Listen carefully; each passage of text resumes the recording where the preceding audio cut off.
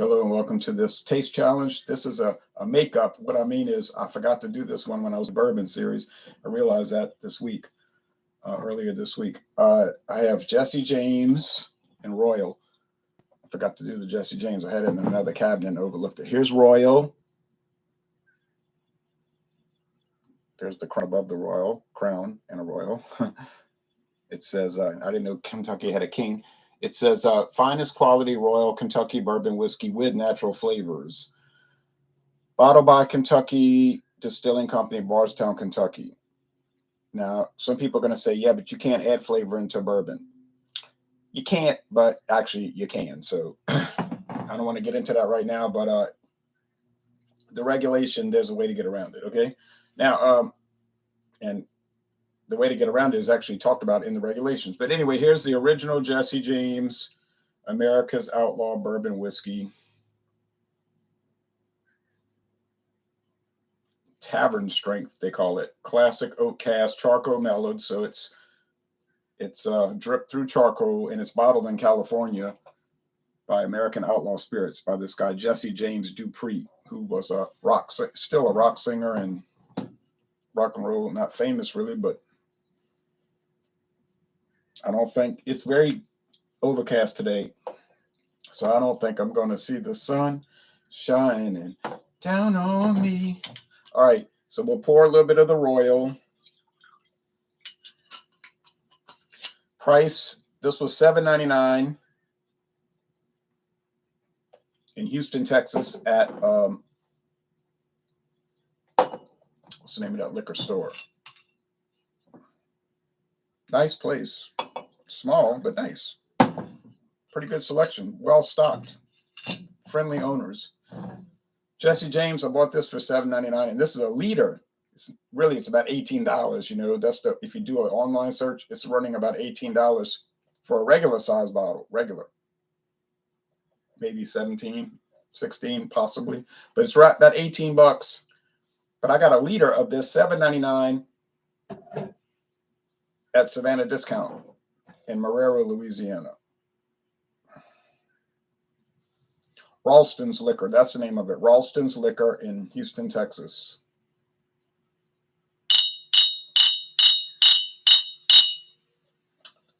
The Jesse James is darker. Now, why did Savannah Discount have it so discounted? I have a theory. If you look at the Jesse James Dupree website, it says that it's aged 3 years, 36 months. But the bottle I have says 2 years. So this was introduced in 2010. Forgot to put that on the notes.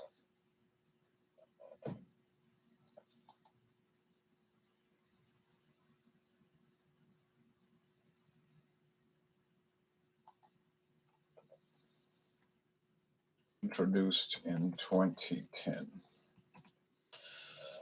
So was this an early release that was only aged 2 years, and then they didn't want it on the shelves, so they offered it to these different liquor stores as a deep discount? It's possible. It sounds like that would be the sensible thing, because it clearly says it's aged 3 years, but I have a bottle that clearly says it's aged 2 years. So I don't know. Could they still be a 2-year age version that they put out there? Well, we know these liquor companies put out stuff that they don't acknowledge, so that's a possibility as well. Okay, so this is just theory, not fact. Just theories. I think they're based on pretty solid evidence. But let's see. Jesse James, 2011. Let me update that. 2011. I didn't think 2010 sounded right, but I wasn't far off from memory. Okay.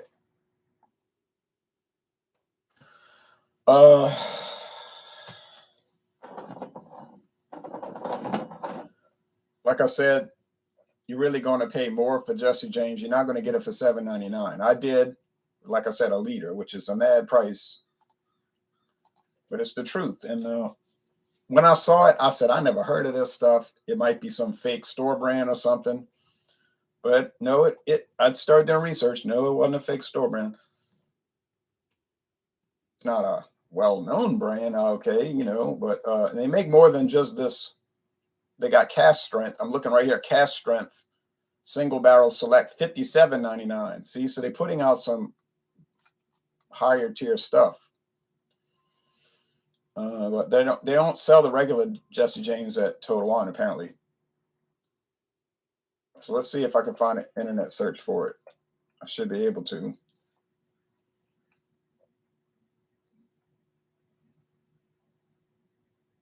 Well, it's showing it right here on Total Wine at $20.99. But then when I checked it, it was showing a different bottle. So $20.99.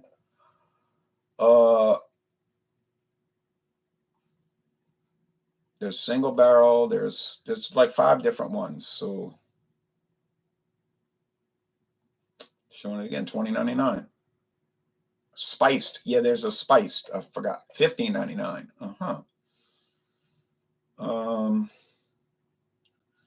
Sam's Club. Let's see. ABC Fine Wine and Spirits. The Liquor Barn, $19.99.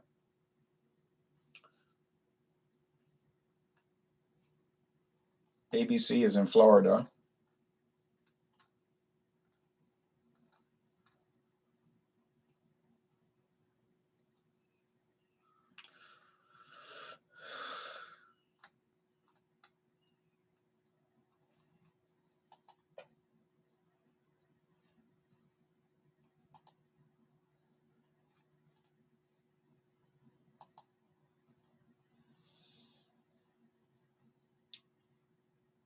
Got to put in the zip code. I don't know any Pensacola zip code.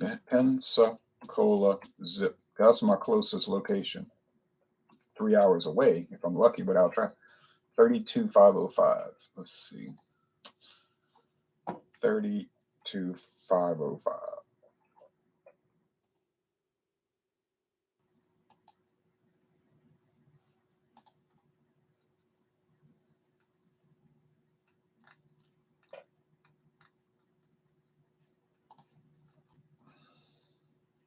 Out of stock. Okay, well, I'm not going to go through all of this. Okay, anyway, suffice it to say about $20, $18 to $20. I said 18, but now they're saying everybody's here on 20.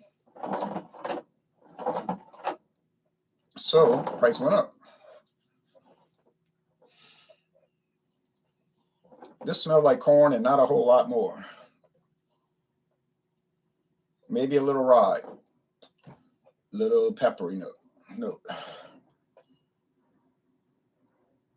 This has more oak, and that's got to be the Jesse James, because I remember Royal having almost no aroma. Royal was like not very regal. But let's be sure and taste it, because I don't want to jump the gun. I did that on another Royal Taste Challenge, and I got it wrong. Most of the Royals I got right. It was too strange to be anything else. But let's go with the taste. Cheers.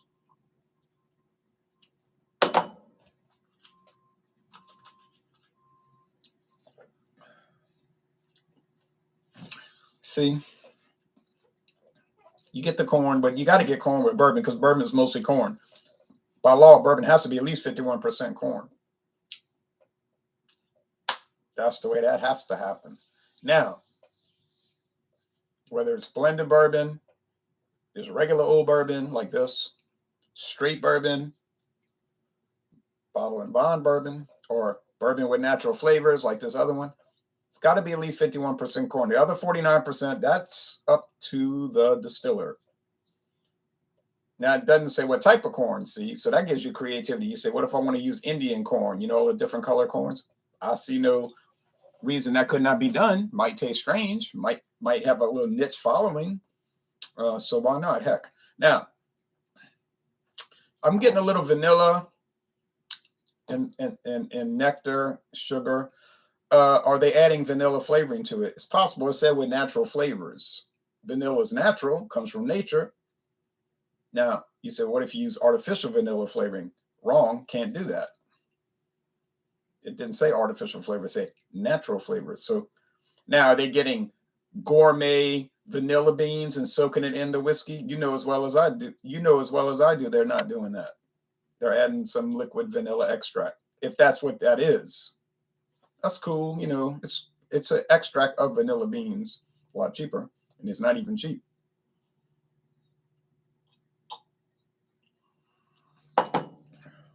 Yeah, oak, little vanilla from the oak, corn, a little dried fruit cake fruit like you get. There's nothing like that in it, and a little honeysuckle nectar. Yeah, just standard bourbon.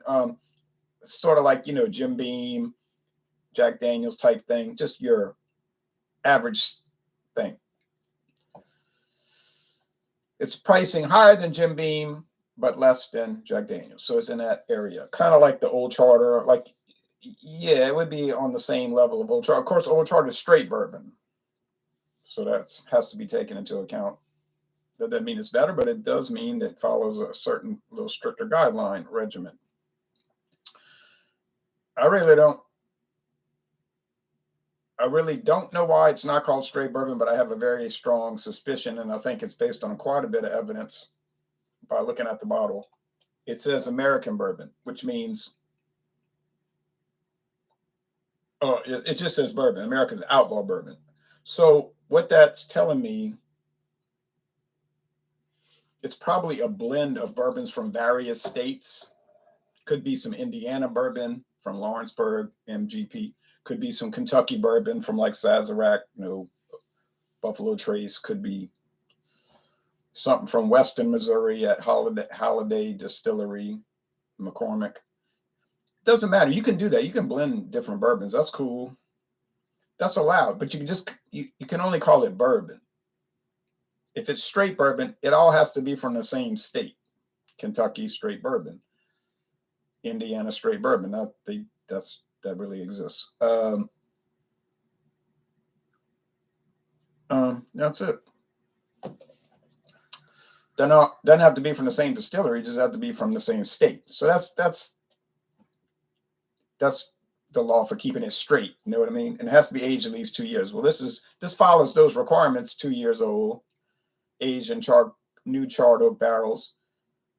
You say, well, in a straight bourbon. Yeah, but there's only one little problem. And I said the problem is probably that it's bourbons from various states blended together. And they bought it probably on the secondary market, got a good deal, and they bottled it in California. It doesn't say it's made in California. It doesn't even say it's made by the owner. It says it's bottled in California. Is that a common practice? It's very common. Quite common. They do it with Scotch all the time. Be trading whiskeys with each other.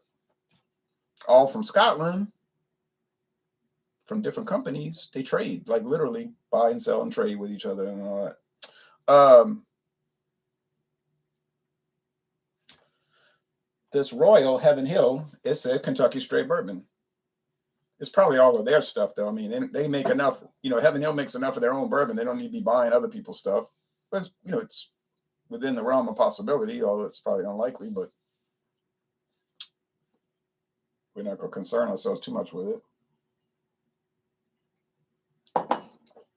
I'm not. Now, which one tastes better? This one here tastes a lot better. It's not that this other one tastes bad. It tastes good, and this one tastes even better. You know what I'm saying? There's levels of good, right? When I do my scores, 80 is not the same as 89. They're all B in the good range. But an 89, very good, is going to come out tasting a lot better than an 80, whether it's beer or bourbon or wine or liqueurs. You know, that's a big difference between an 89 and an 80. All right. So don't, my nose is itching because of this hair. Don't take that too lightly or cast that off. It's like when I do beer, I can't get people to understand. Some people do, but some people, they just like it. They won't understand. Either they willfully don't want to, or they just can't. I hope it's the first, that they just won't. I'll tell them, look, 90 is a big stretch from 99. All right. If I get a beer that's a 90, I'm not even getting excited.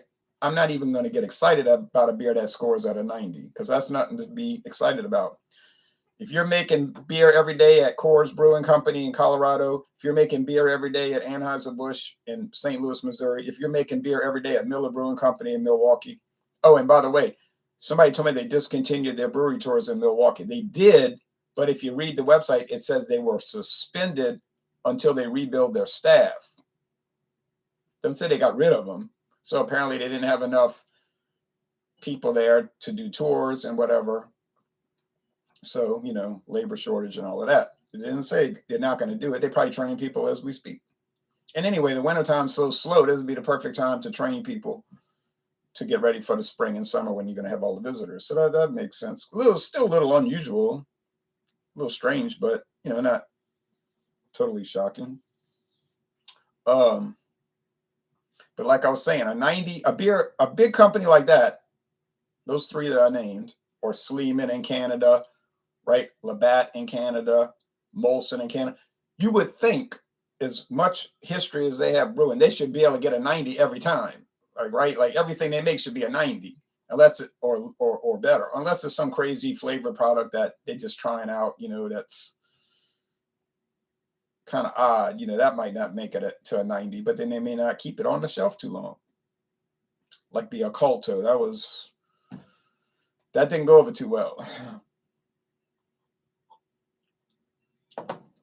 So I'm not impressed with a 90. I expect a 90, you know? I'm impressed with a 98 and 99, though. That's not too common. I tried the Heady Topper from New England. Oh, that was great. It was a 98. Now, my friend David, he wasn't too impressed. He was like, this stuff's not even that good. But he didn't know any of the backstory, you know, like the hype. He just never heard it. He was like, well, I think I saw this can years ago in New Orleans. And I'm thinking, I don't think it's ever been sold down here. But odd things happen in Louisiana, too. Now, but I thought it was just incredible. And when I did the Pliny the Elder IPA from California, I gave that 100. That was a 100. That was a perfect beer, like literally a perfect ale. Best IPA I ever tried. You say, well, 90 to 100 is only 10 points. It's a big 10 points. It's a big 10 points. You run across a lot of 90s, A- all day long. 99, 100, might get that 2-3 times a year. If you're doing beer reviews at a steady clip like I do, you might get 2 or 3 a year. Probably won't, but you might. World class, that's above 100. That's almost impossible to find.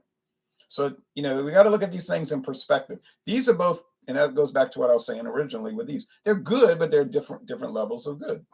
Most liquor I get at the store is good. In fact, I don't recall any that weren't. You say, well, Crystal Palace gin. Oh, that's bum gin. Only hobos drink that. That's not true. I see them selling it at JM's Bottle Up all the time. Somebody's buying it, and it ain't hobos or vagrants. Now, I'm not going to sit there and fool myself, say it's some erudite product. It's not going to be put into the world gin competition. You know, but it has been on the market since 1934. It was a Seagram's product, same old story. Got bought by Sazerac, same old story with that. And it's okay. It's even good. You know, it has its facility, its functionality. I'm not a gin person, so, you know, I don't really deal with that stuff. It doesn't appeal to me. I don't hate it, though. I just don't deal with it. So these 2 bourbons are fine. Wouldn't go bragging about them. I wouldn't give them as gifts. I mean, I might just give it to somebody as just a gift. Like, here, you want this? It's a full bottle. Try it. I was on a trip and I bought you a bottle. That kind of thing. I wouldn't say, oh, it's your 20th wedding anniversary. Wouldn't you love this Royal? That would be an insult, you know. I wouldn't give the Jesse James. That would be foolish. It would make no kind of. Now, I might give the single barrel, the one I just was talking about, that small batch single barrel, $57.99, that beautiful bottle. Now, that would be something I would think about giving. And they'd probably like it. So Royal, yeah, it's fine. You say they cheat. They're adding flavoring. That's true. I get that. If they didn't add the flavoring, it probably wouldn't be so fine. It might be harsh and grating and kind of yuck. But, you know, they tweak these little low-end ones. And that's fine with me because I only pay $7.99. Now, if I had paid $18.99, I'd have a problem with it. But I didn't. All right. So I'm going to call it. That's the Royal. Got it. Got it as usual. So what I recommended, I would recommend it if you have a spirit of adventure. You know what I'm saying? If you're a big time whiskey person and you deal with only the best, I don't need to recommend it because you're never going to buy it anyway. You wouldn't deal with that kind of product. I mean, I know they got people that got video channels, and I'm not criticizing that because that's fine to do that. There's nothing wrong with it. I'm just saying they only deal with great stuff. Like they would never in their wildest dreams review Jack Daniels. No way. They might do the Sinatra series, you know, the Jack Daniels single barrels and some of the Jack Daniels cast strength in the 25-year age ones. Yeah, they'll deal with those because those are like $89 and up to start. You know, really, you know, you say, oh, I got a deal, I got it for 65. Yeah, okay, so that's what they're dealing with. They're not going to touch Jack Daniels. They're not going to touch Jim Beam. They might touch some high level Jim Beam special offers that you might find around. I'm not criticizing these people at all. You can do whatever you want with your channel, and if you only want to deal with the best, that's certainly fine. Now, some people say, well, they're whiskey snobs. That's not really fine, but a lot of them aren't snobs. They just don't want to deal with lower end products. They're not snobs. They don't look down on them. They understand the price point. They understand placement and all that. They just don't want to deal with it. Like, I don't want to deal with that stuff. I don't take issue with that, you know. I take issue with people that call average things trash, garbage, horrors. And I don't know even why they make the videos, because it's like, what do you make the video for? Just like a cheap laugh to get some views? You know, you hate the product already. You're being overly dramatic. You've seen these videos for Budweiser. It's like use the whipping dog, the whipping, you know, the Budweiser, everybody, that's the whipping horse, they call it. For whiskey, it's going to be Jack Daniels naturally. And for wine, I don't know what they use for wine, whipping boy. I don't watch enough wine videos, but they'll just make a video like, I'm going to review, Jack Daniels, And they immediately start attacking it. I said, well, it's not a review because you already said at the beginning that you hated it and you're not going to be open-minded. And I'm like, what's the purpose of this? And it's clearly not that bad. You know, you make it and sound, and then they'll be like gagging, you know, like, oh, it's so bad. I'm like, this is dramatic. It's not true. It's fake. It's not bad. It's not even average, and it's barely even not good. It's in the excellent range, really, if you want to be honest. So get on there and do all these stunt videos. I call them stunt videos about Jack Daniels and Budweiser is silly, you know. But if you got on there and you said, well, it's all right, you know, Budweiser, it's all right. It's kind of bland. It doesn't have a whole lot going for it to me, and I'm in the craft beer world, and I like, you know, barrel-aged stouts. And yeah, I can understand that. This I can grasp. And it would be the same thing with these. You a bourbon aficionado. You got all kind of certificates you tasting. You went to an institute. You know your stuff. And you say these are just ordinary, average, run-of-the-mill. I would totally buy into that because that's exactly what they are. Ordinary, average, run-of-the-mill. But ordinary, average, run-of-the-mill bourbon is still good. That's the problem with bourbon, if one should call it a problem. The lowest of the low is still good. And that's a benefit. And I don't see that as a problem. I wish it was the same for television shows, because most of them are not even average, you know. They're bad or much worse. That's a different dog. So for everyday average drinking, and you're not expecting a whole lot, and you have the ability to look at things in perspective and categorize and compartmentalize and address a consumer product in an abstract manner, yeah, it's fine. They're fine, you know. But the Jesse James is better. Now, is it worth the extra? Let's see, extra $12? Is it worth the extra $12?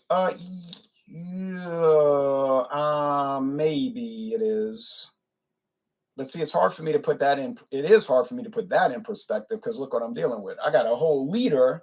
I paid a $7.99 for a liter, and all the stores right now got the regular bottles for $19.99. So it's hard for me to kind of get that straight in my mind. And it's not colored either. It's really that dark. They must be using the heaviest. That's why it's so charred. That's why you get so much barrel age. It's so, barrel char. It's so heavily charred. They must obviously be using the heaviest char level, and it's sucking up that color in the first 5 weeks, and then it's just mellowing for the next 2 years. This thing, it is at least 4 years old. Now we do know that there's no age statement. So it's at least 4 years old. You say that cheap, it's that cheap, and it's at least 4 years old. Yeah, it's not too dark, but they're probably using a light barrel char, probably the number 1 level, which is just lightly toasted. A little charred, but not much. Let's see who's commenting. BC's Beer Reviews. Oh, BC's Beer Reviews. Good morning to you, BC. Now look, if you want to join, feel free to join us in the future, but no pressure. I don't pressure people to join Hangouts. No way. But if you want to join us tomorrow night, 7:20 Eastern, we're going to do winter beers that are specifically made or sold during winter time. Not a beer that you want to argue would be good for winter. You say, well, Narwhal is good for winter. Yeah, but is it a winter beer or is it just a beer good for, you know what I'm saying? Or Old Rasputin. Yeah, it'll be good for winter, but it's not a winter beer. Founders KBS is sold all year long. It would be good for wintertime. It's not a winter beer. Goose Island Bourbon County Stout is not a winter beer. It's sold during fall. It's a fall beer. It's released every year on Black Friday, day after Thanksgiving. But a winter beer would be like what I've got, the Abita French Toast Stout. It doesn't really taste like French toast, but that's what they call it. It's released during the winter, and it's sold only during the winter. Introduced this past December 2022. Abita's Mardi Gras Bock would be a perfect example of a winter beer because it's released during wintertime and it's only sold during the winter. For Mardi Gras is a winter holiday, a winter festival, carnival, a winter festival previous to Lent. So yeah, those kind of things work. So I was trying to warn some people or caution some people, and I don't like to use the word warn, but I was saying, look, it needs to be a winter beer. Let's follow the protocol, follow the theme.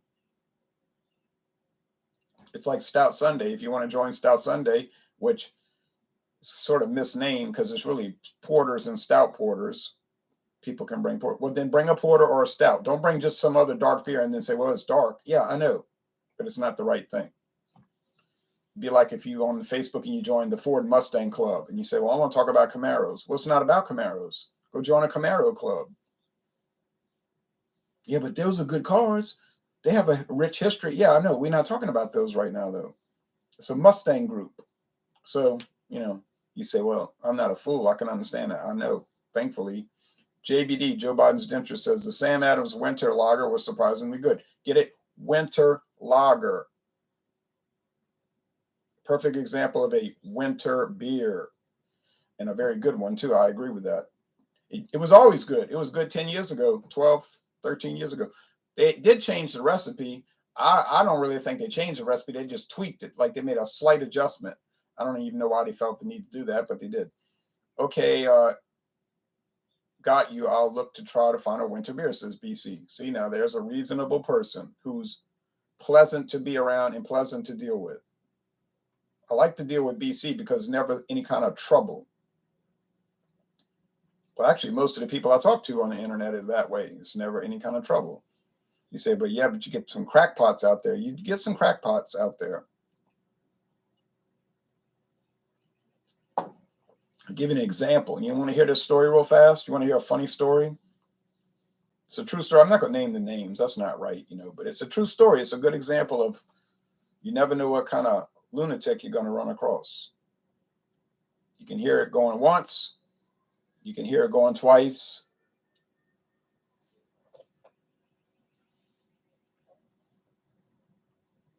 And no, don't worry about it. Okay, well, it is a true story, but I was shaking my head like, are you for real? Oh, story time. Okay. All right. I got two groups on Facebook. You can join. Anybody's welcome to join if you're not a maniac. I got Rock and Roll Club. Rock and Roll Club. Get it? People post videos, music videos, or song, just the audio, which is the most important part because it's boring to watch music videos anyway. That's what killed MTV. After about 5 years of excitement, people realize it's kind of boring to watch a music video, and then their ratings started to drop. So they start having game shows and all kind of other foolishness. It just doesn't. Once the novelty wore off, it was like, all right. But the audio thing, music is made for radio. It's an auditory thing. I want to hear it. Okay, y'all, I'm going to tell you a story. So I run Rock and Roll Club so people can post rock and roll songs. Not the same song every week. We got to have some discretion. We had that problem when I first started. Every week they posted Matchstick Men, some 1960 song that's kind of okay, but not that great. But anyway, I don't care, I was like, well, they just posted that a week ago. Oh, but it's great. And I didn't say a word, but I'm thinking it ain't really that great. But anyway, I finally had to say, look, really, you don't need to post a song more than once a year. Now, if it's an alternative version, like a studio version, an outtake that they didn't put on the album, that's different because it's a different, or a live version, that's different, or somebody else singing it, like a Mariah Carey covering Symptom of the Universe, that really would be different. But, but to post the same song again and again, it's like, what is this? We've all heard Don't Stop Me Now. They play it on TV all the time. We don't need to post Band on the Run every week. And another thing is like Rock and Roll Club is about rock and roll. So why are you posting blues, rhythm and blues? And I had a guy doing that all the time, or blues music. He's like, but this is better than rock. I'm like, so why are you in the group? It's like, why don't you go join a blues group or jazz? If you like jazz music, I like jazz music. I actually like it more than rock music. I listen to jazz when I'm driving in the car, but I'm not going to join a rock and roll group and then start posting jazz songs because I have, good sense. So anyway, I also have a group called Alcohol Eggs where we talk about beer, wine, and liquor. Alcohol eggs are little drips, like these glasses here. It drips down along the sides. That's what those are called, alcohol eggs. So, about 6 months ago, Facebook started having trouble with people infiltrating Facebook and posting spam in these groups. Any kind of group, didn't matter. Could have been microwave oven cooking group or classic Ford Falcon car group. It wouldn't matter. And they were posting, we regret to tell you that Bruce Willis has died. Same old thing. We regret to tell you that, Celine Dion has died. It's obviously fake. They want you to click on it so you get your phone get a virus or whatever. So I was like, I'm just going to delete it and block the person. But you can't really stop because they're going to keep infiltrating. And then Facebook, I think, realized they were having a problem being hit with bots. It's really robots, bots. So I just deleted it. I didn't care. And then some people were like, what's all of this? I said, it's just spam. You just got to ignore it. That's the internet. People do that. Just ignore it. Don't click on it by all means. By any means, never click on it. Don't be that stupid. Like I had people tell me, I clicked on this thing and that wasn't a woman. She was so fine. I was like, oh, you really thought this beautiful woman was trying to contact you to get a date? Wrong. I mean, why are you so daft, But anyway, I mean, that's just, you got to have some kind of sense. But anyway, so this was going on. And this guy who was, he wanted to be equally wrong, says your Spotted Cow beer video is causing me to make a special trip to North Chicago and Milwaukee Friday night to get a taste of the Spotted Cow beer. Well, that's great. I thought they only sold it in Wisconsin, though. All right, so back to this. So this guy who I've been knowing for years, he used to make videos, but it didn't last by about a year. He did a pretty good job, but that just went nowhere. All right, so he was like a friend, got to take that word lightly, on Facebook. He had some strange political ideas, but I don't care about. I really don't care what your political ideas are. I don't base my friendship on that. Half my friends got ideas that I think are horrible. But he comes to me in a private message and says, "Oh, I see you're dealing with all this spam infiltrating the groups." I said, "Yeah, it's not really a problem." He says, "I can help you. If you add me as an administrator, I can help delete that." I didn't really need help because it's really not hard to press delete and get rid of a video. I mean, a post, that's simple. I said, "Well, okay." I wasn't really too comfortable with that, but I was like, okay. So then he started deleting the spam, and then he started making posts. "I'm getting rid of that spam, y'all." And I was like, okay. I don't know if that was supposed to garner some kind of adulation from the fans, like, "Oh, thank you so very much for deleting the spam." A few people put thumbs up, thanks.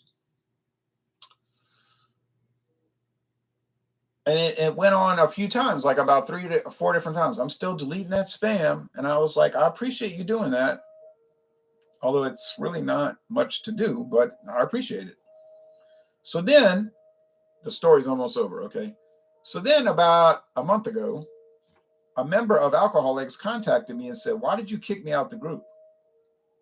I said, "What are you talking about?" I said, "I don't ever kick anybody out the group unless it's like a bot, doing that kind of stuff, spam, whatever, or some hostile person causing trouble, which is very rare." I said, "I didn't kick you out the group. I don't kick anybody out the group." He said, "Well, I can't access the group anymore. It's like dead to me. Something happened." He said, "We got into a little controversy and it was really nothing. I said, "What do you mean?" So I said, "Well, hold on. When I get home from work and I have time to look into this, I don't have time at work. I'm going to check." So I start checking and I start going through my administrative log. I start looking at this and I see that this guy who asked me to be an administrator removed the guy from the group and blocked him from the group. I'm like, "What? You're going to block a person from my group and you don't even ask me what's going on, or you don't ask me for advice, or like, what do you think I should do?" Especially when it's some minor little conflict. I said, "Oh no, I can't have this. We have an overmighty subject. We got a prince who thinks he's a king." I said, "No." So I didn't say a word. I never went to him and said, "What do you think you're doing?" And all of that. I just quietly took him out of administration for both groups. I'm like, "I don't need that." And I told the guy that came to me, I said, "I'm gonna take care of it. Don't worry." And he got back in the group with no questions asked and no controversy or any announcement. So I just waited. I said, "Wait, he's going to find out and he's going to throw a fit. I can tell. I know the profile, know this personality type." So about a week goes by and he comes to me. "You took me out of administration." But he doesn't come to me privately, of course. He puts a post publicly in Rock and Roll Club. "You took me out of administration." I said, "Okay." So I just deleted that naturally. And I told him privately, I said, "I took you out of administration because you deleted a person from my group, a member of our group, and you didn't even come to me and ask me. What is that?" And he says, "Oh yeah, I guess I went overboard. I did delete him without consulting you." I'm like, "Yeah, that's a pretty serious thing." I said, "But I do appreciate you deleting the spam. That was helpful, I guess." And he says, then he's like angry. "I spent a lot of time helping this group. I wasted a lot." What do you say? I used a lot of my time helping this group." And I'm thinking, a lot of your time? That's not even work. It takes no effort to delete somebody delete spam from a group. I'm like, "What are you talking about?" So I said, "Well, I appreciate you doing that." And I told him, this is a private message. I said, "I appreciate that, but you should ask me before you remove, you needed to ask me before you remove somebody from the group. That's a pretty serious situation." And then he's like, thumbs up, and then he blocked me. It said, "No longer able to respond." I said, "Oh man, I just knew it. I know the type. I know the type." So I just got rid of him out the group, both groups. not coming back. And I said, this was Alcohol Legs and Rock and Roll Club. This is not Baby Cry. He thought this group was called Baby Cry. I mean, I'm not on the internet to deal with Baby Cry. Just because you're an administrator of some group like Alcohol Legs, which is not actually a big group, it's kind of obscure, really, when you think about it. 900, 1,000 members. And he's probably thinking, man, I'm a big shot now. I'm an administrator. And I'm thinking, you're not nothing, you know? What is this? So that's the friendship. You see, that's when you deal with people that, and you say, oh, I work with somebody like that. He's sick, you know, or she's sick. I know it's really sad that somebody would take something so trivial. I mean, that's about as trivial as it gets, right? Like so meaningless, and to get so angry over something so meaningless. But you find out about people when you find out about them, right? Joe Biden's dentures. Volunteers are frequently suspect in my experience. Oh, yeah? Yeah, I had a bad feeling about it. And my feelings almost always turn out to be right. It's like, I think it's going to be bad. And then usually it's much worse than I had expected. Anyway, that's just a story, you know. It's a true story, too. Oh, well, it doesn't matter. But so thank you for watching this video. And no, I don't need help getting rid of spam in a Facebook group because that really takes no effort. And sometimes they just delete it themselves. Like they'll say, this is spam. You know, it's obvious spam. I'll say, okay, you know, go along with it. All right. So thanks. And we'll be back tomorrow, not tomorrow, Thursday, because this counts for Wednesday. Thursday with back with Canadian whiskey. So sorry I overlooked this bourbon. It was just a little screw up. Well, sorry about that. All right. That's the winner, Jesse James. Buy it if you want. It's not great, but it's pretty dang good. And even Royal is good. Like, well, I won't go higher than saying it's good. You know, anyway, thanks.